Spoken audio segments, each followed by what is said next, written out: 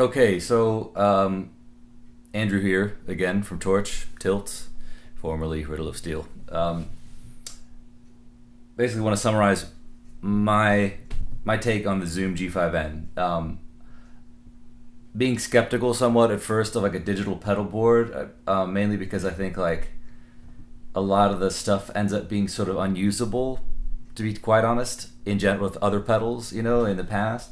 Whereas this, I've been able to put it in the front end of my amp, like a super lead clone, and have it sound pretty awesome or very close to what I already use.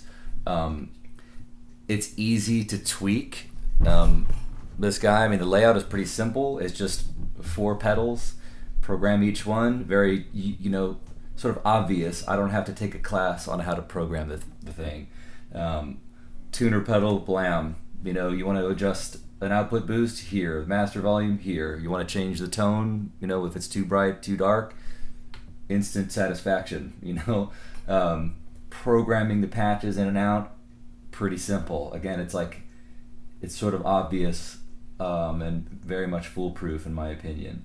Um, yeah, I don't just being able to get good sounds and being able to do it fairly quickly. I mean, just plugging in the 800 head into the 800 style cab, or even without it, it sounds fine without it.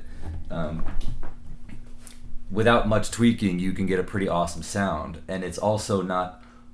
This might sound strange, but not overly tweakable. Like I'm not going to go in there and swap out output transformers on the Marshall.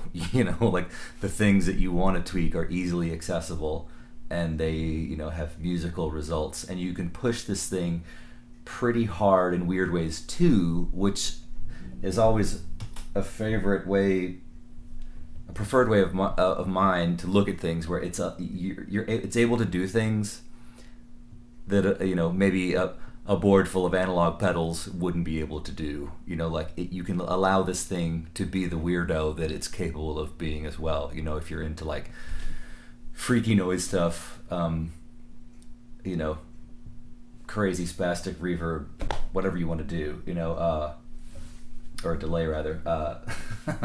But yeah, all in all, I would say I'm pretty stoked on this, and I have to send this back to the factory, and then they're going to send me the finished version, and so I look forward to having one and adding it to my arsenal of weaponry.